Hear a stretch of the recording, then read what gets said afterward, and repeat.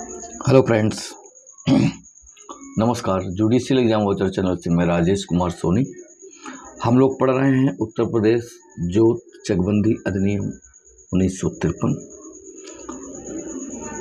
इसका ये अंतिम वीडियो है।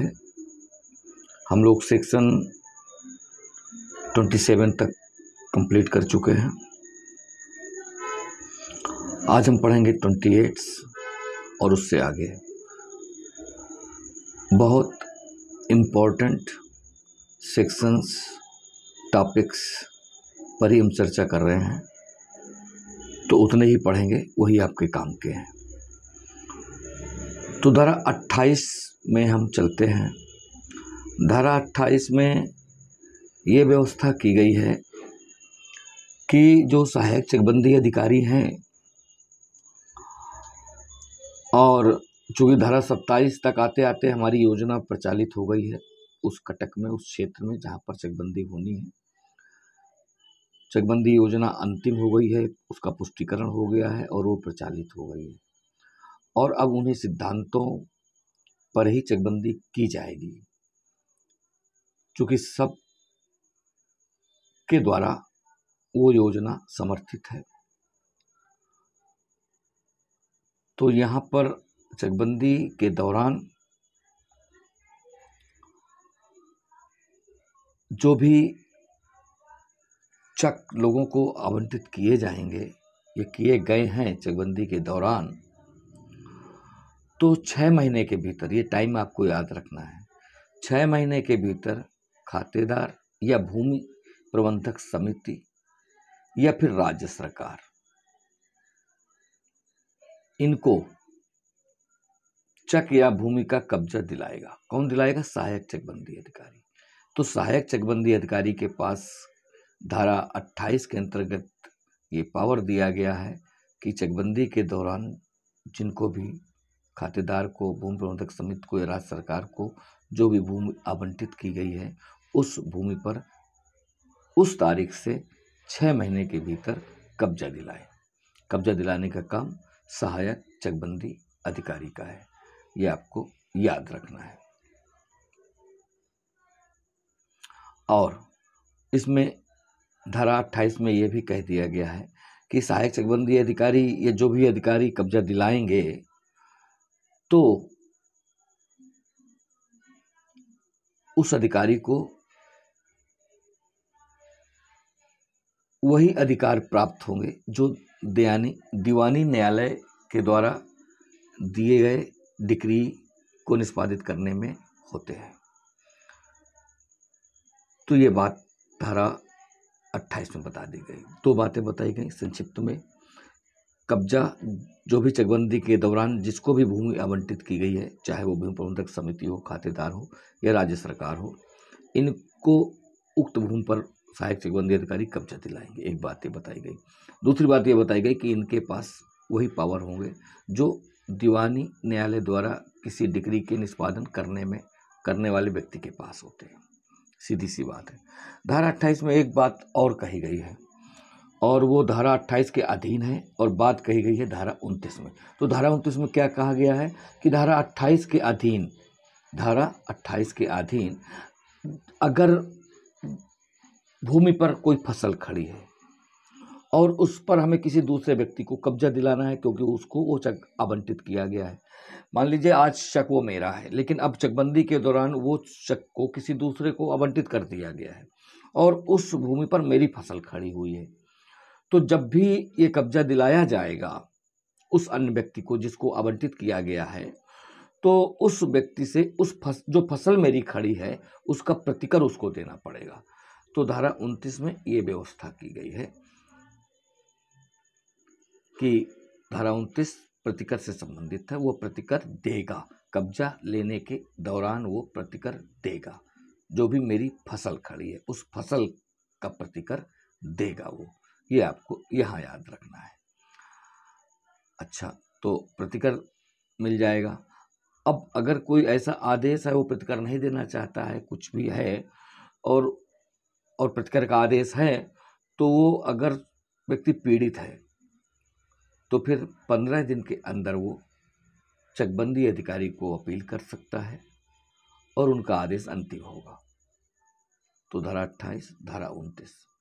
धारा 28 में कब्जा देना है, धारा 29 में प्रतिकर देना है। अब एक बात और है यहाँ पर, तो देखिए प्रतिकर तो आपको धारा 28 में भी है और धारा 24 में भी प्रतिकर है। वहाँ पर अगर यहाँ धारा जो 28 में प्रतिकर है वो फसल के लिए है, धारा 24 में जो प्रतिकर है वो अगर कब्जा दिलाया जा रहा है और उस खेत में कुछ पेड़ वगैरह खड़े हुए हैं तो उसका प्रतिकर धारा 24 के अंतर्गत आएगा। फसल का प्रतिकर जो है धारा 28 के अंतर्गत आएगा। तो ये कहा गया कि धारा 24 के अधीन चाहे देय प्रतिकर हो या धारा 28 के अधीन देय प्रतिकर हो, जैसी भी स्थिति हो, कब्जा पाने के 3 महीने के भीतर, कब्जा तो दिलाएगा सहायक चकबंदी अधिकारी, वो 6 महीने के भीतर दिलाएगा, लेकिन अब कब्जा आपको मिल गया है तो कब्जा पाने के 3 महीने के भीतर पूर्णतः या अंशतः प्रतिकर अदा नहीं किया गया तो आपको याद रखना पड़ेगा 6% की ब्याज की दर से उस रकम पर जो प्रतिकर की रकम है आपसे ब्याज लिया जाएगा। तो 6% आपको याद रखना है, पूछा जा सकता है। ये बहुत इंपॉर्टेंट सेक्शंस हैं, धारा 24, 28, 29, तो इसको आपको याद रखना है। अब एक बात और आती है धारा 32 के अंतर्गत। धारा 32 के अंतर्गत ये व्यवस्था की गई है कि जो भी दायित्व हैं, अधिकार हैं, उनका संक्रमण किया जाएगा। तो समझने की बात यहाँ पर यह है कि चाहे ऐसे अधिकार, दायित्व, आगम, स्वत्व जो कुछ भी है, चाहे वह विनिमय के द्वारा प्राप्त किए गए हों या अन्य प्रकार से प्राप्त किए गए हों, विनिमय से, कब्जे से या किसी अन्य प्रकार से प्राप्त किए गए हों, तो जो उन्हें प्रभावित करने वाली अंतिम चकबंदी योजना है, धारा 27 में जो अंतिम चकबंदी योजना है, उसी के कार्यान्वयन के अंतर्गत ही वो वैध होंगे। यानी कि कोई भी आपका अधिकार, स्वत्व, आगम, दायित्व जो भी उत्पन्न हो रहा है तो यह अन्य प्रकार से भी उत्पन्न हो रहे हैं और ये जो है पक्षकारों को प्रभावित कर रही हैं, तो इनका जो भी समायोजन होगा वो अंतिम चकबंदी योजना के अनुसार ही होगा, अंतिम चकबंदी योजना के अनुरूप ही होगा और ये सारे के सारे उसी चकबंदी योजना के अंतर्गत ही वैध होंगे।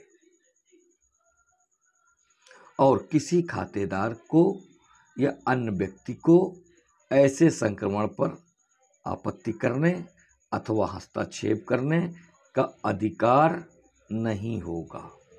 धारा 32 इंपॉर्टेंट सेक्शन, याद रखने की बात है। तो फिर से एक बार मैं संक्षिप्त में रिपीट करता हूं कि खातेदारों का अपनी जोतों में कोई अधिकार, आगम, स्वत्व, दायित्व का ऐसा संक्रमण करना है, संक्रमण होना है, तभी अब वो विनिमय द्वारा हो सकता है, कब्जे द्वारा हो सकता है, किसी अन्य प्रकार से हो सकता है। क्योंकि मेरा चक किसी और को आवंटित किया गया और किसी का चक मुझे आवंटित किया गया तो संक्रमण तो होगा ही होगा। तो ऐसे संक्रमण में अगर ऐसे संक्रमण किसी व्यक्ति को प्रभावित करते हैं तो इस तरह के उनके जो भी दायित्व हैं वो चकबंदी योजना के अंतर्गत ही समझे जाएंगे, देखे जाएंगे और वैध तो होंगे। और अब कोई भी खातेदार इनको लेकर के अन्यथा आपत्ति नहीं कर सकता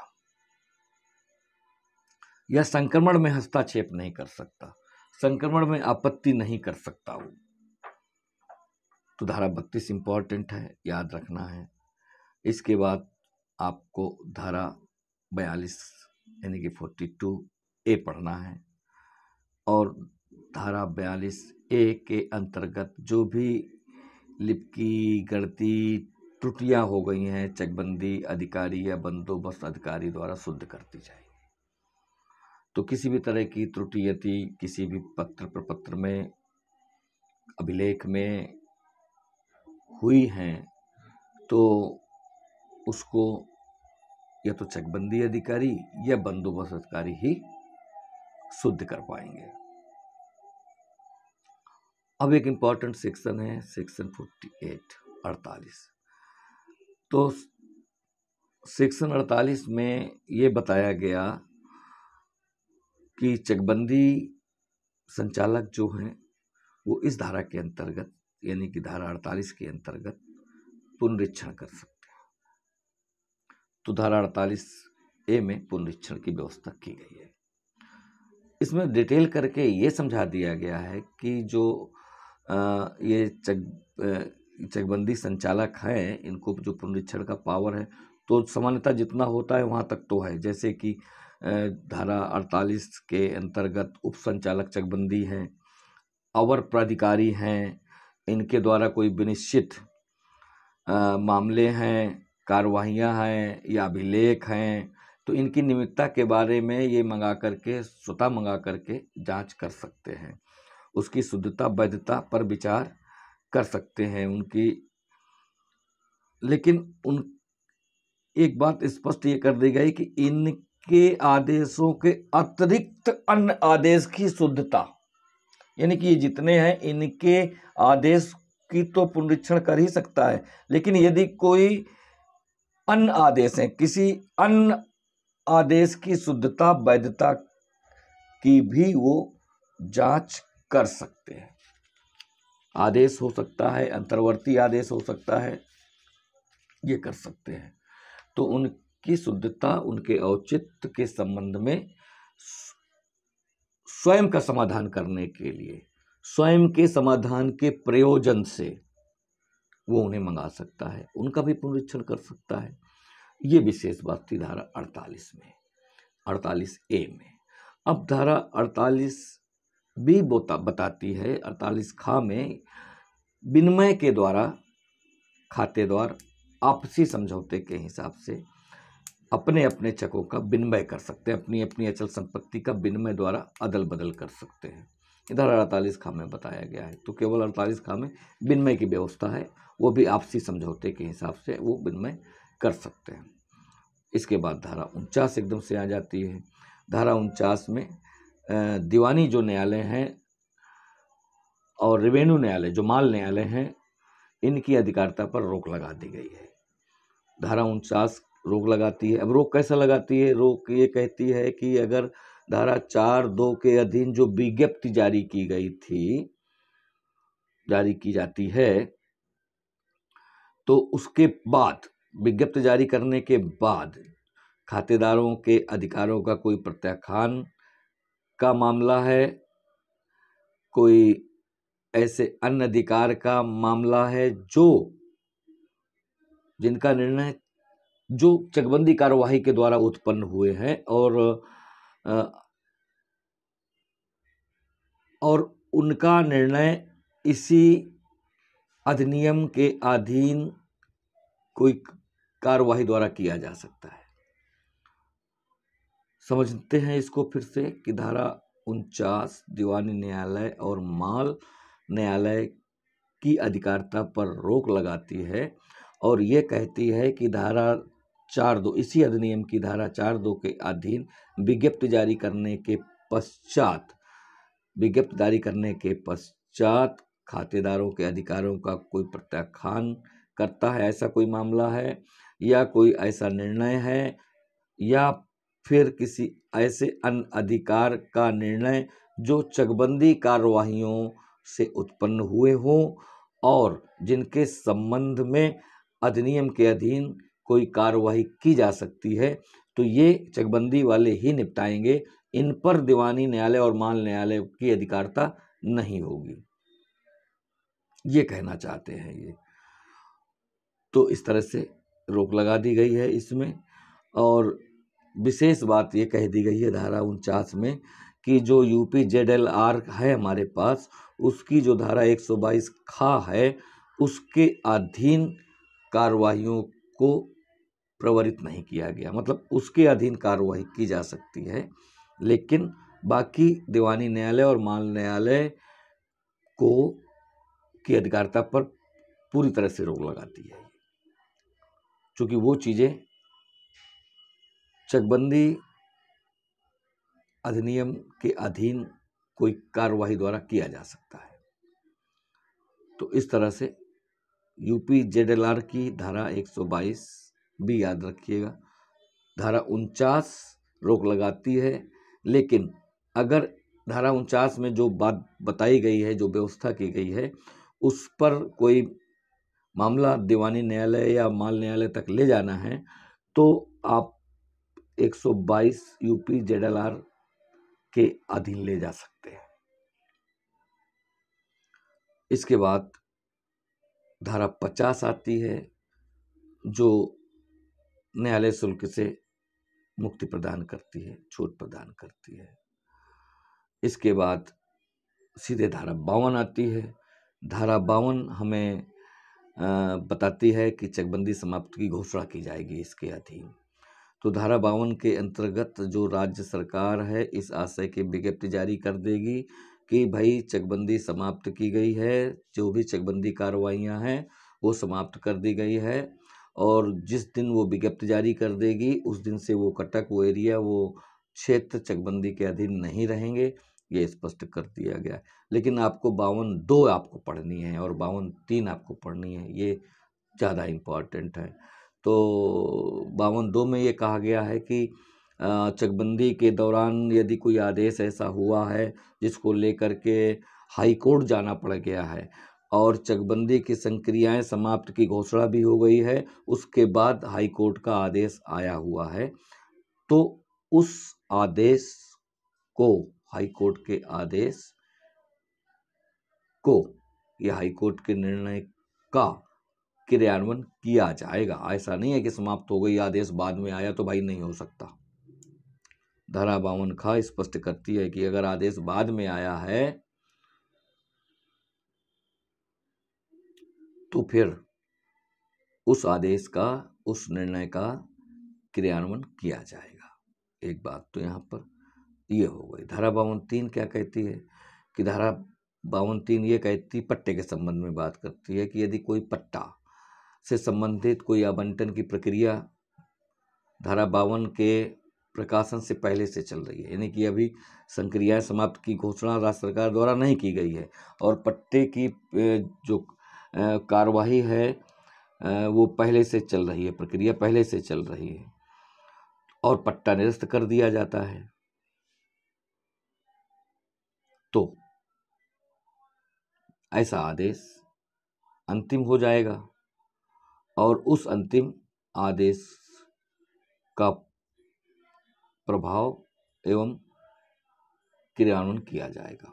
यानी कि अगर निरस्त हो गया है, आदेश ऐसा है तो फिर निरस्त माना जाएगा, और अगर आदेश ऐसा है कि निरस्त नहीं हुआ है तो फिर उसको देना पड़ेगा। यानी कि ये धारा 52 खा, धारा 52(2) और धारा 52(3) जो है चकबंदी संक्रिया समाप्ति घोषणा के बाद भी कार्यवाही की व्यवस्था करती है।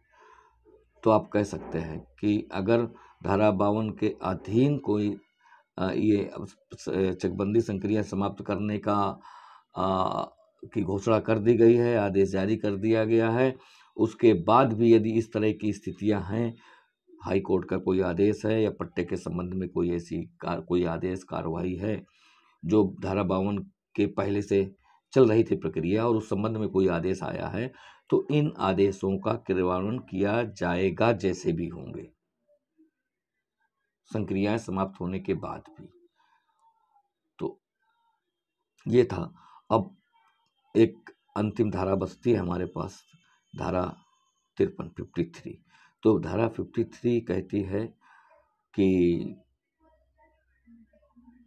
धारा 27 के अधीन जो भी अंतिम अभिलेख की तैयारी,